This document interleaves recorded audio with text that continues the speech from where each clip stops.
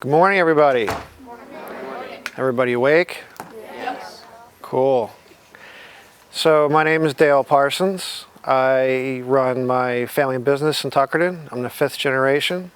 The business started around 1909. And we've been selling clams and oysters for a very long time. So raise your hand if you eat clams. Okay, how about oysters? Yeah, that's kind of a rough crowd. We got to work on that. So a couple years ago, a friend of mine and I started a shell recycling program where we go to, actually when I say we, Long Beach Township goes to restaurants on Long Beach Island and they collect shells. If you eat a plate of oysters or clams somewhere in LBI, there's a very good chance that that shell is collected and comes back to my fish market in Tuckerton, where it's dried for about a year. And then I take and attach baby oysters to it and put it out into the bay to build a reef. So I'm going to start out with a little bit about the reef program, and then I'll take questions, and then we'll go to my presentation for my family business. So my partners are Stockton University and Jetty and the Bargain Bay Partnership. Everybody knows who Jetty is, right? You're from Manahawkin, you probably have a Jetty t-shirt. Yeah, look at this guy. He's ready. All of our team t-shirts are actually Jetty, so if you have a team t-shirt. That's nice. That's very cool.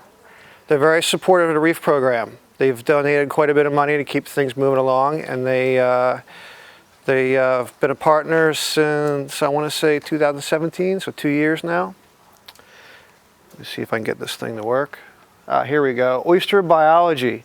So that's what an oyster is at the very top when you go to eat it. The middle photo, those little dots right here, these are actually baby oysters on an oyster shell before it goes out into the bay to turn into the reef. And then my Stockton partners, they monitor the reef. They make sure that the oysters we put out there are healthy, they're growing, they're surviving, and they're providing the habitat that's been depleted. Let's see. So again, biology, restoration, science and monitoring. Doesn't that look yummy? Yeah. So this is how oysters work. When you have adult oysters in the water, in the spring of the year, they spawn, they release eggs and sperm, they get fertilized, and then you have this little guy who swims around in the water column for about 2 weeks. And then it's feeding as it's swimming. And after that 2-week period, they grow this little thing we call a foot, and they look for a hard surface to stick to. If you go in one of the lagoons in Manahawkin at low tide, you'll see them stuck to the bulkheads. Oysters can't go and turn, or oyster larvae can't turn into an oyster on bare, clean bay bottom. They have to attach to a hard surface. So that's why you see them in these clusters all the time. So they offer a lot of biological benefits. They filter the water, they stabilize shorelines. So if you have a beach somewhere and we have a strong storm event, you'll notice the beach gets smaller. If there's an oyster reef that's close to or adjacent to that beach, a lot of times that wave action is absorbed by the reef. And they provide us food. So there's a lot of reasons why we don't have oysters. Because they have a dollar value, people, they have an interest in harvesting and selling them. So over the years they've been over-harvested. There's a loss of the substrate. The substrate is that stuff on the bottom that they stick to, the shells. They bury, if an oyster gets covered with sand or mud and it can't pump water to feed or breathe, it'll suffocate. So we have this sedimentation, that we call it, where you have the bottom of the bay moves around a little bit, depending upon what time of year. If they cover the oysters over and smother them, they don't live anymore. And the biggest problem we have is oyster disease. So for a number of years, people have been taking oysters from one place and putting them to another to grow them. They've been farmed. And believe it or not, we have 2 major diseases that kill oysters. One of them came from China. The other one came from the Gulf of Mexico. And they were brought here inside baby oysters. And when they those baby oysters were placed in the bay, those diseases were released and they infected the native oysters, and we had a major loss. So we have what's called the Tuckerton Reef Restoration Project. The first year I was involved with this, we actually used a conch shell. Everybody knows what a conch shell is, right? So I took conch shells, I put them inside of a wire cage, put them into a tank of bay water, and then I added Rutgers University. Everybody knows who Rutgers is here? Look at this guy, you're Rutgers. So Rutgers has been cultivating oysters for about 40 or 50 years in Delaware Bay. And they've developed an oyster that can resist the diseases that normally cause this mass mortality events. So we purchased tiny, tiny larvae from Rutgers. We put them in that tank of water with the shell. And while those larvae are swimming around for the 2-week period I told you about, we get them just before they want to attach to a hard surface. And then we basically put them in the tank with the shell. They attach to that shell and they grow. And these little black dots you see on these shells, these are actually little oysters on the conch shell that I put in the tank just a couple weeks prior.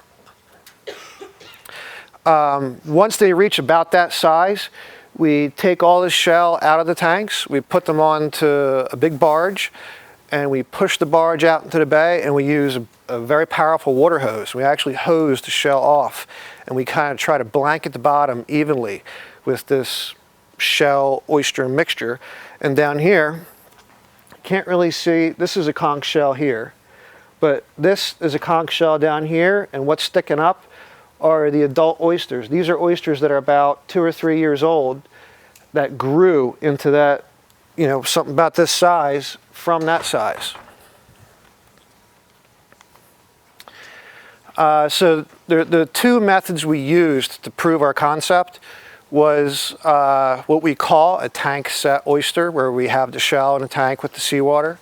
The other method we used was we took oysters that were wild, that were already in the bay in one place, and we brought them to another. The same thing people have been doing for years, because we had to prove a concept. We had to show everybody that this is the right oyster to use. And people were going to debate. They were going to think, well, you know, we're not really sure what you're doing is the right way of doing this.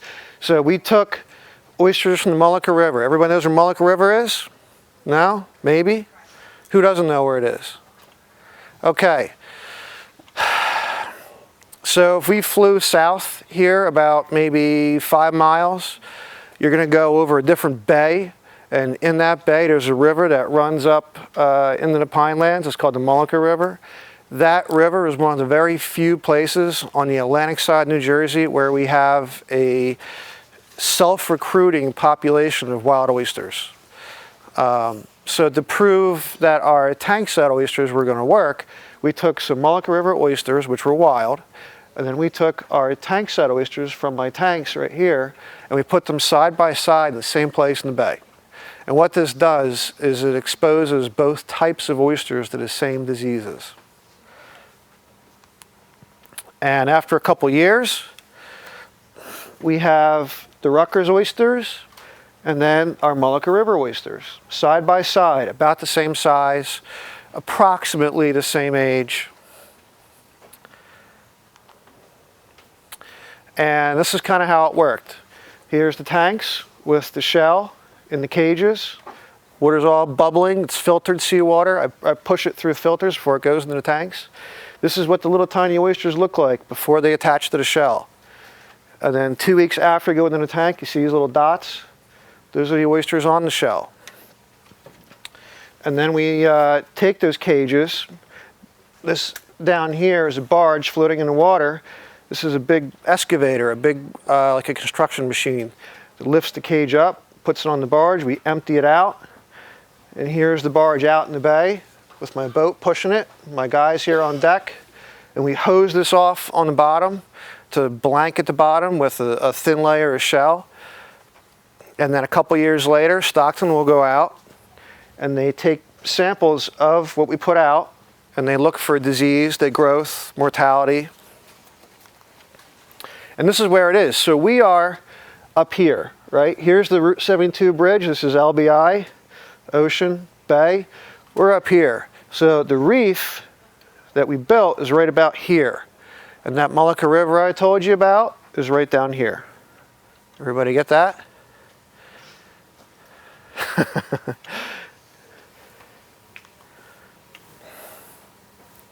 And that's just some other. So we put we went out to the reef twice. We did it in 2016 and then again in 2017. And last year, 2018. So in 2018, the nice thing about what we're doing is, remember what I said about the substrate not being there for oysters to self-recruit. When we put these oysters out into the bay and they started to grow, what they did is they provided a place for wild oysters to attach to. So everywhere else in this bay, there really isn't a whole lot of shell on the bottom for a wild larvae that's swimming around to attach to and to set and grow. So when we put our oysters out there, we actually caught a wild set of oysters on our reef, which is an indication that our restoration work, it's not only successful for what we're doing, it's also a place for wild oysters to attach to, which is kind of like a win-win. Oh, and this is what the reef looks like on the bottom right now. I don't think I can play this. Nah. Whoops. Uh-oh. Let me skip through this. Sorry about that. Usually I'm out in the bay. I'm not giving presentations. So you can see some of the conch shells. And some of these are big oysters that are grown. There's some coral. There's a little bit of seaweed, some macroalgae. There's all kinds of crabs and fish living in this. So this is the habitat that's been depleted. So if we looked outside of the reef area, it's just a blanket of nothingness on the bottom. It's almost like a desert. Oh, here we go. So this is a guy who dove down with a camera to film what's actually on the bottom.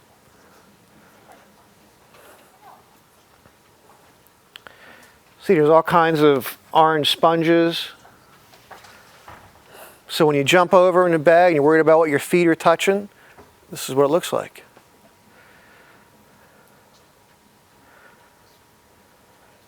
Any questions so far?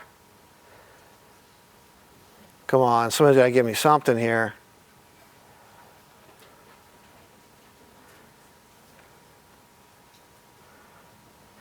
See some of this, that white shell that's down here? That's from fish that eat oysters. They crush the oyster and they spit the shell out. Go ahead. How big is your reef? Good question. So before we could put the shell out in the bay, we had to obtain a lease from the state DEP, Department of Environmental Protection. And the state offers us 2 acres per application. So right now, we have just about filled up the first 2 acres. And an acre is 400 feet by 400 feet. Give me another one. You're thinking about it, right? Yeah. Yeah, go ahead. Is it shallow or is it like deep then? The reef is in about 7 or 8 feet of water. Is it possible to do this for like clams too? Aha, that's a good one. So one of the reasons why we put the reef where we did, down there in the southern part of the bay, because there's a little bit of evidence to support a natural clam recruitment. So clams don't reproduce everywhere in the bay at the same rate. But by putting the reef where we did, we're going to help the clams that do set in that area survive, because clams survive really well in a bed of shells versus just clean bottom. Another one? Go ahead. What was the largest amount of shells or oysters that you put out at once? You know what, a big dump truck that they use for like big construction jobs? We took 64 of them that were filled and put them out in the bay. And I have a little video of that too if I can get to it. Go ahead. So natural predators in the reef area, is that like, how much does that affect the restoration thing? One of the reasons why we pick conch shells, because when we put little oysters on that conch shell, one of the biggest predators we have in the bay is actually called a cownose stingray. And they grow about this big, and they come in the bay about every May, and they come in schools of hundreds. And the way they feed on oysters and clams is they'll go down on the bottom and they'll fan their wings and they'll actually wash the clams into a pile, and they'll pick them up with their mouth and they crush the whole clam and the whole oyster in their mouth. But they can only pick up one at a time. So by using conch shells, they grow into this big clump that the stingrays can't pick up, the cownose rays can't pick it up. So the larger the clump on the bottom, the more resistant the reef is to those fish. Go ahead. But does that mean that the cownose ray population is going to go down? No. The cownose rays have only increased in numbers over the years. This is a very small influence on their population. Go ahead. I don't have a question. You don't? Okay. Do dogfish and like black drum feed on oysters too? Yes, drumfish love oysters. They will, if we get a school of them that are big enough, I'll know. Keep going. Give me another one.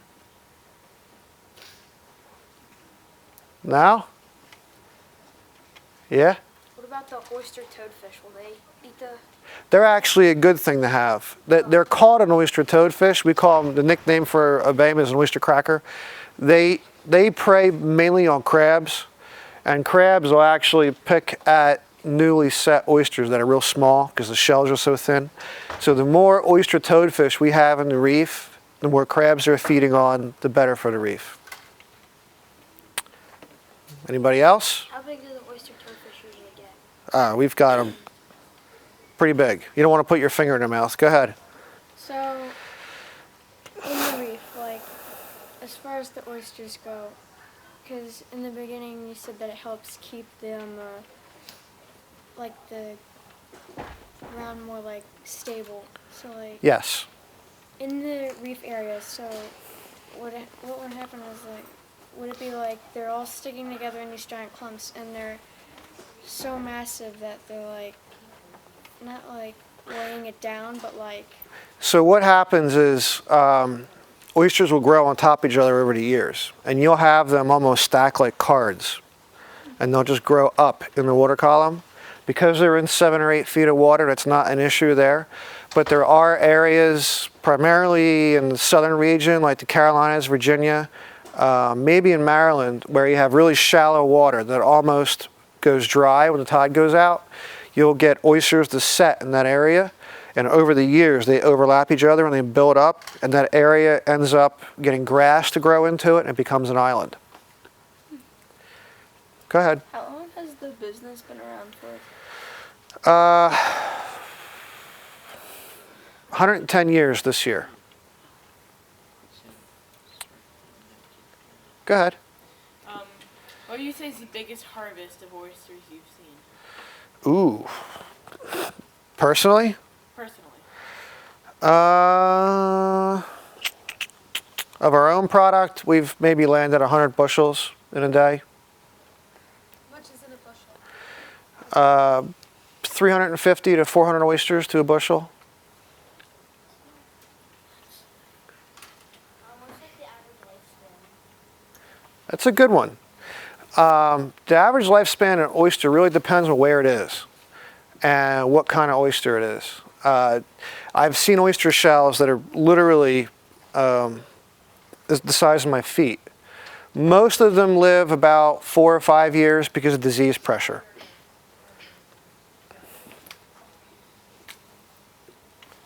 There's got to be some more wheels turning out there. Give me some more. Can oysters grow on, like, pilings, too? Yes. They will set on wood, they will set on plastic, they'll set on tires, concrete. They set on a lot of different stuff, not just shells.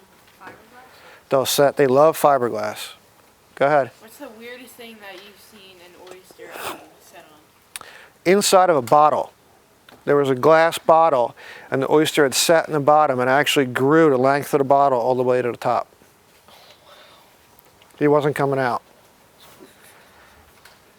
Do you find any pearls inside of the oyster? Yes, we have oyster pearls and a few clam pearls. Go ahead. How'd you get the oyster? What's that? How'd you get the oyster? I'm not sure. In the bottle? How'd you get it out? I didn't get it out. It stayed in there.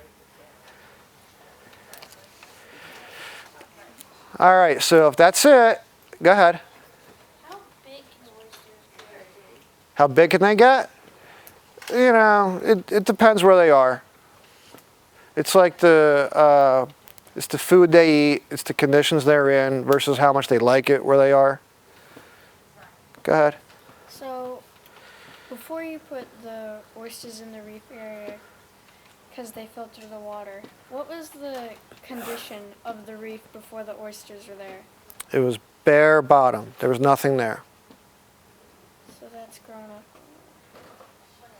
So we brought in habitat that created all the home for what you see here.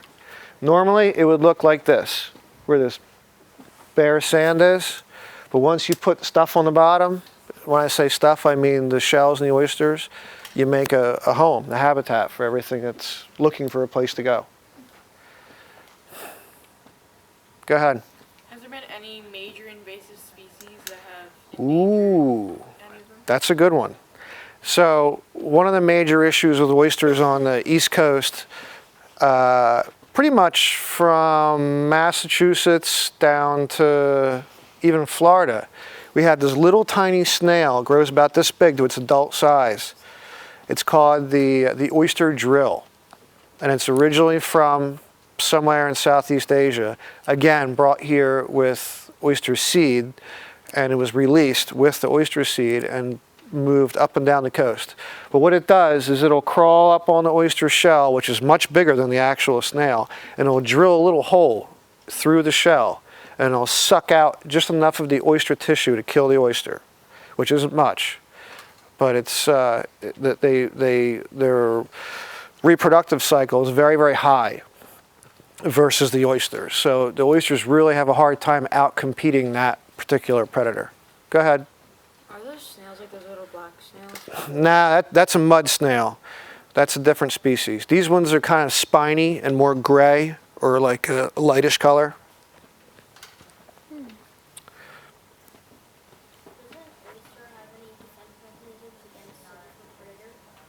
One more time? Yeah, they're basically their rate of reproduction. So the only defense an oyster really has is to procreate at an amazing rate. What's the biggest phenomenon that you've seen within the oyster reef?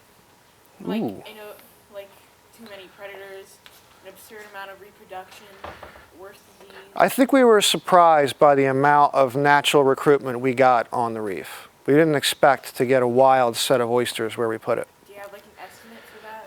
Or? It was 50 oysters per bushel of shell we put out. We actually made a home for 50 wild oysters per bushel of shell. Go ahead. So as far as like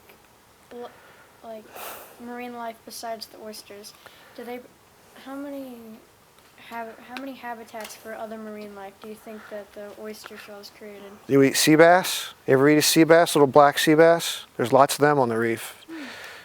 Go ahead. Do you ever keep any of the pearls? Yeah, I got a little box of them. What season do they usually spawn? That's a good one. So in New Jersey, oysters will spawn early June. If you go to Virginia, it's a little bit sooner. If you go further north, it's a little bit later. It's all temperature related. It's driven mainly by weather. Do you know what species of oyster you are growing? The Virginica.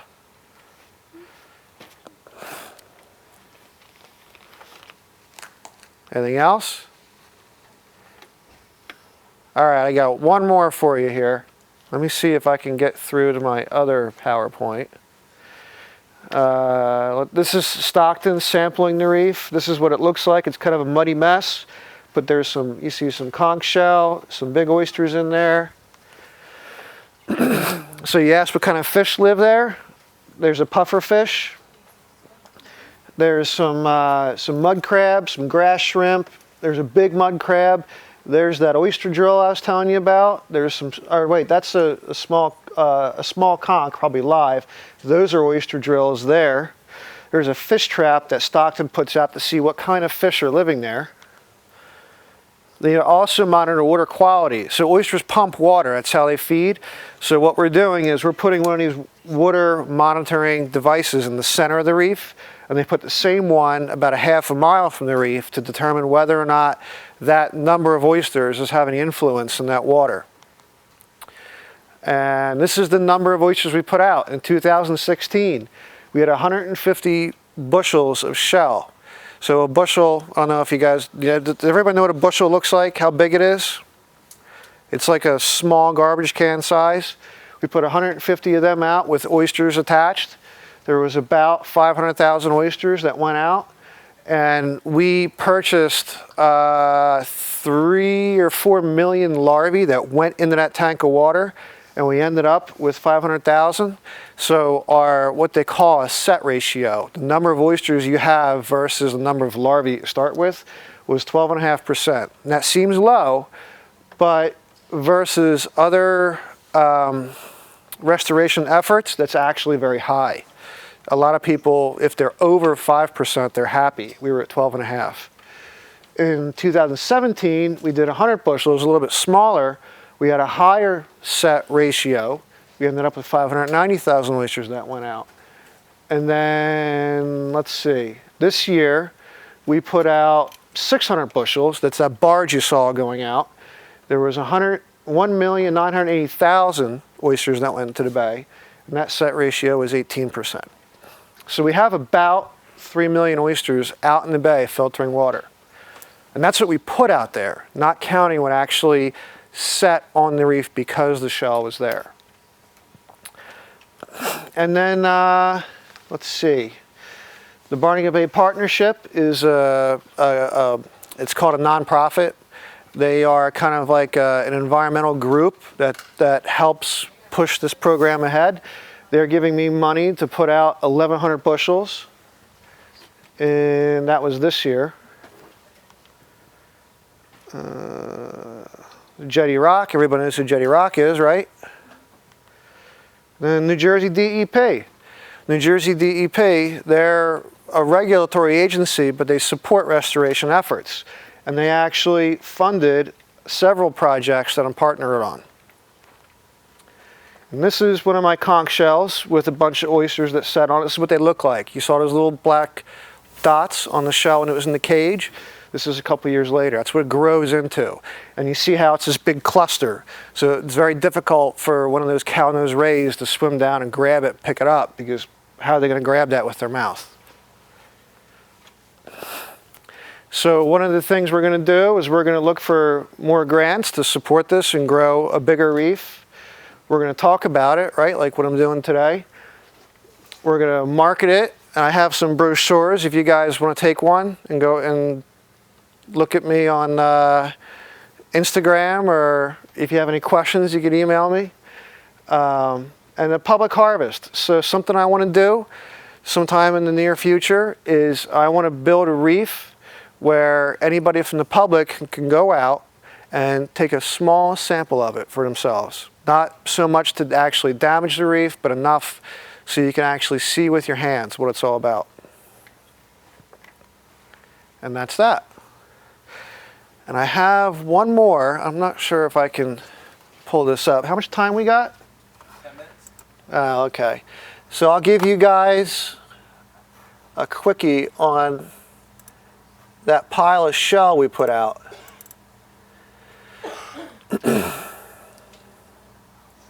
So this is a short video of this year's shell that went into the bay. Is that up there? So those dump trucks that I described that brought the shell down, this is the pile of shell. Those cages that held the conch shell are right here. And this is an excavator. It's scooping the shell up, and then it gets dumped onto this barge. And then my boat, which you'll see back here in a moment, we push that barge out in the bay, and then there's a pump with this hose. We hose all that shell off, and we blanket the bottom with shell. And that shell provides habitat for oysters, clams, for a lot of things that normally don't set on a bare bottom. And this is us out in the bay. Does anybody know where Little Lake Harbor is? Okay, so if you go through Mystic Islands, Little Lake Harbor, and you see Atlantic City across the bay, that's right where we put all this shell. It's an area where wild oysters have a high recruitment rate, where they set naturally in big numbers. So by putting all the shell on the bottom, we were providing habitat for wild oysters to set. And this is the end of that. It's called Radio Road. I'm sure you guys probably don't know where Radio Road is, but that's the end of the road right there. There's a little beach here where you could sit out on the beach in the summer. But it's right off that beach we were hosing off this huge pile of shell. It's another form of restoration, but this, we did this on commercial shellfish leases. So we have intentions to go back and harvest them and sell them. So the reef that I'm partnered with Jetty, those oysters, they go out and they stay there. They're never going to be harvested. Any more questions? Go ahead. Are you allowed to go to those places where those reefs are? Yeah. Yeah, I kind of made it happen, so they don't argue with me too much if I want to go out and take a look. Or like other people? Like, No, well, part of the reasons why we got that 2 acres from the Jersey DEP, and it's marked up. If you drove a boat out into the bay, you'll see these white pipes sticking out of the water. That's an indication of a shellfish lease. We're not allowed to put a reef just anywhere in the bay. We have to obtain a lease first from the DEP, and they'll approve it. They'll say, okay, well, it's in the right kind of water, it's not going to interfere with boat activity, it's not going to cause any harm. We'll grant you permission to put your reef here. And All that shell is from the restaurants and stuff? that's not restaurant shell. That's actually from a surf clam processing plant. So if you guys go and eat Progresso clam chowder, or clam chowder out of a can, or even clam chowder at a restaurant, which is probably out of a can, those clams came from the ocean. And they went from the ocean onto this processing plant where they're steamed and chopped up and sold to the soup companies. The shell from that processing is normally gone to a landfill, but I could buy it by the dump truck load, put it on this barge, and take it out into the bay. Ocean clam shell works pretty much as effectively as the clams that you'd normally catch in the bay. I thought they used chowder clams for chowder. They don't use chowder clams for chowder. They use ocean clams for chowder. Unless they purchase chowders from a company like my company, Parsons Seafood, most of your clam chowder is made from ocean clams. And most people don't know that. Any other questions? You got a couple minutes left. Go ahead. What's that? That's them hosing the shell of the clams off. That shell's ground up. When I get it from the processing plant, it's not whole shell. The part of the processing procedure is to grind that shell up. Yep. Are you in this video? Yeah, I'm driving the boat. If they reproduce so fast, why are you not touching the ones that you have with Jetty? Because that reef is a permanent reef. It's not to be harvested. Okay. That is the reef that goes out. It's kind of like a sanctuary. Is that part of the permit? Like, Nope. We could harvest if we wanted to. We just, by choice? by choice, we put it out to stay out. Go ahead. How long does it usually take to blow off a barge full of? We could empty that barge in about an hour, hour and a half, something like that. Do you always empty them in the same place? Adjacent to. The idea is to blanket the bottom. We don't want an anthill in one spot. We want to cover evenly. So the reason why I'm driving is I'm watching my GPS unit, and we're kind of doing like a zigzag this way. Then we go back and do the opposite direction. Go ahead. Are you are you pumping the water out of the bay? Yes, those pumps are actually mounted in the boat, and there's a hole in the boat for the intake of the pump, and we have that long hose that stretches over where you hose everything off. Yeah, do they do anything with bay scallops or no? Bay scallops kind of just like a... So I'm partnered with Rutgers for a couple different projects. One of them is developing a specific disease-resistant Atlantic coast oyster, because the oyster we use for our restoration work was actually developed in Delaware Bay. But finding the right oyster for the job is pretty important. So Rutgers was funded millions of dollars to put a couple different lines, a couple different types of oysters out on the Atlantic coast. And then we leave them out there to grow, and then we pick the largest ones out of each group, and we breed them all together and kind of come up with a hybrid. Everybody know what a hybrid is? It's like a couple different types. So we're going to develop a hybrid Atlantic coast oyster, which would be very specific for this body of water. We're also doing the same with clams and bay scallops, all through Rutgers. All right, guys, this is going to ring. So I want you guys to thank Mr. Parsons for coming in. Thank you. You're very welcome. And then if you guys want to go grab a brochure,